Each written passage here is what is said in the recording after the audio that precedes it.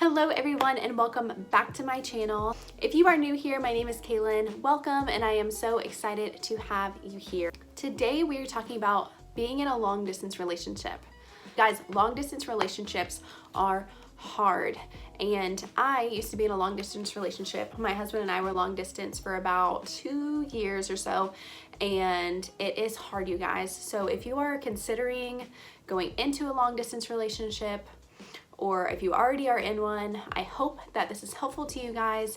We're gonna be talking about 10 different tips or just pieces of advice for you guys if you're in a long distance relationship. I used to watch a bunch of these videos when I was in the long distance relationship because sometimes you just get really discouraged and you just need to hear it from somebody who understands. So I'm happy that you're here today to talk about this with me, and yeah, let's just get into it. So the hardest part of long distance relationships, for me, at least what I've grasped from being in one for almost 2 years, is that you have someone in your life that is so important to you and such an important part to your life, but you're not doing life with them. You're not spending day to day with them. You're not in their day-to-day life. So it's hard to try and balance that out now, especially if you're already used to seeing this person. So for some background on me, my husband and I were dating for about a year before he decided to move to Salt Lake City, Utah, and I was still in Louisville, Kentucky. We were dating for about a year, and then he decided to move here, and we dated for about 2 years. About half of that relationship, we were engaged. He came home, proposed, and went back. He came back to Louisville for our wedding. We got married, and the next morning, after our wedding, we booked it to Salt Lake City, and we got an apartment, moved in, all of that good stuff. So that is a little bit of background on kind of my experience with long distance. I know a lot of people are in long distance relationships maybe because of school, you know, maybe you all are going to different colleges now, or maybe somebody just moved away like my husband did. Maybe your boyfriend or girlfriend is just traveling, and that's hard. So whatever it is, I understand, you guys. It's a hard boat to be in, and just know that I have sympathy for you. I'm praying for you guys because that is rough, but you can get through it. I'm grateful for our time being long distance because I learned so much from that. I would like to preface with long distance relationships are not for everyone. Do I think that it can work? Yes, I was in a long distance relationship that worked out great. We ended up getting married and now we live together, so we're obviously not long distance anymore, and that relationship worked out. But there are a lot of cases where they do not work out. It can be rough. So if you are considering being in a long distance relationship, or if you are already in one, here are 10 tips for you. Tip number 1, find the best way to communicate for you as a couple. This might take a while to figure out. For Noah and I, it probably took about a month or 2 to really get the swing of things. We'd text a lot, we'd call, we'd obviously see each other. So now that you are not seeing that person anymore for X amount of time, you have to figure out a good way to communicate. So whether that is FaceTime, voice messages, calling, texting, whatever that looks like for you guys. So we started off texting, but then we kind of realized I would rather talk to him for 1 to 2 hours twice a week rather than text him all day every day. And I also found that if we were texting all day, once it came time for us to FaceTime, we didn't really have that much to talk about.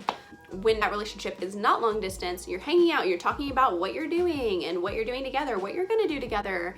All of those things that would naturally come up in conversation, you really have to work to communicate well together. So for us, we kind of took a step back from texting all the time. The only time we would really text is just asking when the other person could call, because I would much rather hear from him how his day was, what he's thinking about, what he's feeling, all of these different things. I'd much rather get face-to-face with him through FaceTime, or even just hearing his voice over the phone, rather than after texting all day about what we're doing as we're doing it. When I talk to him on the phone, it'd kind of be like, yeah, that thing you talked about before, glad it went well, you know? So that's just what worked for us. Also, with communicating, I'm gonna say something that I had to learn the hard way, and it gets so much worse with long distance, okay? Do not fight over text message. Don't do it. Do not do it. If you are even starting to get a little sassy, put it away. Say, hey, can you call me later? I'm kind of upset about this. Do not start beefing over the phone. Do not do it. Because you guys, it is so different whenever you are sending a message and when you're actually talking to somebody. At least for me, I am 1,000% sassier over text message. Tip number 2, plan your calls ahead of time. Now, I know this can be hard with people's schedules and time zone differences and everything else, but the better you can be about kind of having an idea of when you're gonna talk next, that's the best, because when you think about it, okay, you plan out dates ahead of time most of the time. Hey, Friday, let's go hang out and get dinner. Okay, well, this is the only amount of time that you're spending together, and this is the only quality time that you're gonna get with this person. If you're making that a priority, for us, that meant, okay, we kind of need to plan out the next time we're gonna talk and act like that is a plan in our schedule. Now, obviously, if something crazy comes up, deal with that and rearrange it, be understanding, but don't make that all the time. Show your partner that talking to them is a priority to you. Quality over quantity when it comes to communication, because at least for me personally, I would much rather have a great conversation with him and being able to hear and talk about all kinds of things and just really be able to make time to connect with him if I planned that call out only twice a week, rather than getting random calls every day or every other day. Like, if you don't plan your calls ahead of time, say he calls you on his way home, this is what would happen to me all the time. We talk for about 15 minutes about something random, just kind of catching up, and then we'd both have to go do something. So it's really hard if you're not planning it out for schedules to conflict, and it just makes it really difficult to have a good quality conversation with your partner. So plan your calls ahead of time, just as you would a date if you can. Tip number 3. This one's pretty simple. Some people deal with really crazy time zone differences. For this, I don't have as much experience, but you guys just take turns accommodating to the other person, because if it all falls on one person to make the accommodations to stay up late, to wake up really early to talk to you, it can tear you down pretty quickly. So show that person you care and just try and figure out a schedule as much as you can and take turns accommodating to each other's time zones and schedules. So another thing with long distance is that I don't know what it is about it, but because you're not seeing this person so much, you're much more irritable with the other person. At least that was the case for me and some other people that I know. So I think it's because you don't have that physical connection with them. You're not seeing them, able to have those sweet, like more intimate moments with them. You don't get that. So it's much easier to get irritable with them. It just puts you in a more negative mindset when it's long distance. Tip number 4 is just to affirm your partner. Really just, hype them up and try to be as positive than you would normally be, because they're having a hard time, they're frustrated that they're far away from you, and you're in the same boat too. So it really means so much to go out of your way to affirm and love and support them the best you can from a distance. A big thing I had to learn too is that with affirming and supporting them, support whatever they're doing. Don't tear down the school they're going to in hopes that they'll move back home. Don't tear down whatever job they moved for. Don't tear them down in what they're doing in hopes that they'll move back, because that doesn't work, you guys. Let me tell you, been there, tried that, it doesn't work. It does not go over well. Don't do it.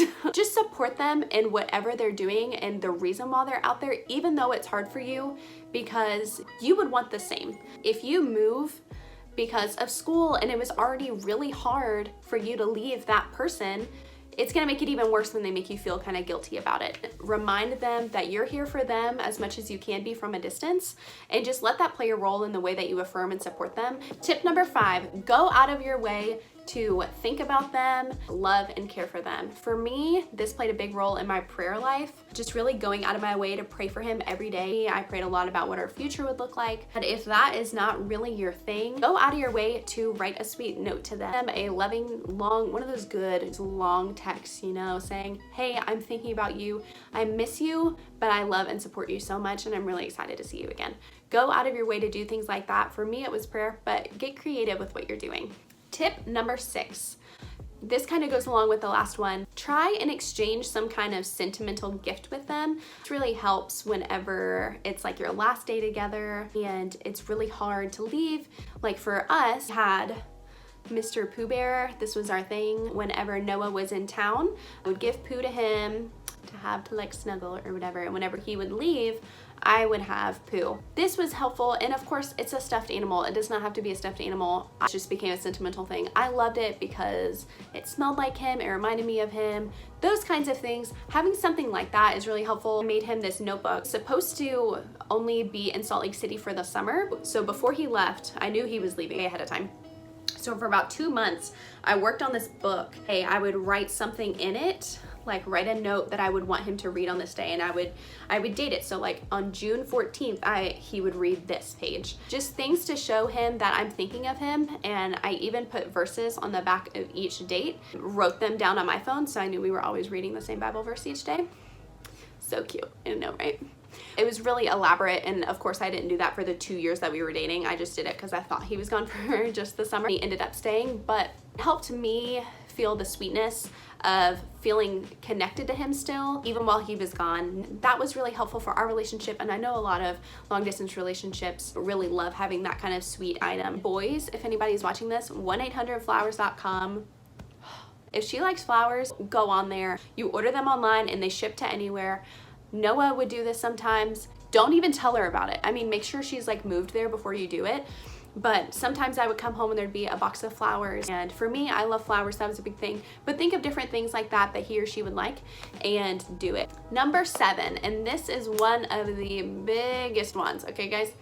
Trust them. Oh my gosh. You would think that this would be obvious. You guys, it's so much harder with long distance. It's a part of their day-to-day life. You struggle more with trusting your partner because you're not there. So it's something you really have to work on and learn how to do as a couple. Also, be worth trusting yourself. Show your partner that you are worth trusting and be eager to trust them too. Tip number 8, do not assume or jump to conclusions if they cannot talk. Living their life with a schedule that you all aren't used to, and they're trying to just figure out themselves.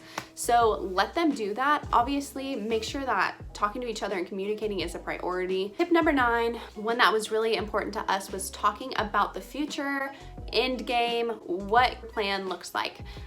It's okay if this is not set in stone because Noah and I's changed a little bit, but having something to look forward to, having a light at the end of the tunnel. Okay, I don't want to be long distance forever because this kind of sucks. You know, I want to learn and grow from this experience, but also I don't want to never live in the same place as you again, because if I'm dating you, I'm either going to break up with you or get married. I'm not going to do marriage long distance, okay? Okay. Whether that is 5 years, 6 months, whatever that looks like for you guys, talk about it. And if this doesn't work for you, have your next visit planned if you can. Obviously, this isn't possible all the time, but if you can go ahead and have an idea of when you're gonna see them next and go ahead and have those dates planned, it's really, really helpful and encouraging whenever you're having those harder days. Also, just a tip, it is okay not to go visit them every month. It is okay not to want to spend $800 all the time to go fly to wherever they are. I used to feel really guilty about if I got a bonus or I got birthday money that I wouldn't put it towards a flight to go see him. You should make somewhat of a priority. Make sure you go visit where they are. Try to do it as much as you can, but it's okay not to do it all the time. Figure out whatever works for you all as a couple. And the very last tip, number 10, remind yourself why you're in this relationship. You're clearly serious enough with this person that you committed to doing a long-term relationship with them, and clearly love them enough that you're trying and working and dealing with these hard points and issues when it comes to long distance for this person. So just remind yourself of that whenever it gets hard and embrace it together. I feel like one of the easiest things to do with long distance is you're not around each other all the time, so you tend to isolate yourself when it comes to their relationship, especially when there's issues. Whenever it's hard, talk about it with them, figure out how to work through it together, because I feel like that's how our relationship ended up being beneficial being long distance, is we both learned different things and grew together because of it, rather than isolating ourselves, making ourselves feel negative about the situation, feeling like we're alone and that this will never work. And it's easy to focus on the hard things, especially when you do it alone. Embrace the struggle together. It's hard, and it could be, you know, I don't know how long your journey of being long distance looks like, but you can get through it, you can do it. and I hope these 10 tips were able to help you get through this long distance relationship. I can make another video maybe later on with Noah to help get his perspective and kind of share what we both learned from the experience and what we thought made it work and kind of what got us to this point. Thank you all so much for tuning in and watching. I really hope this is able to help benefit some of you guys who are struggling or about to go through a long distance relationship. If you like this video, go ahead and give it a thumbs up. Go ahead and hit subscribe down below if you want to see more content from me. Talk to you next time. Bye.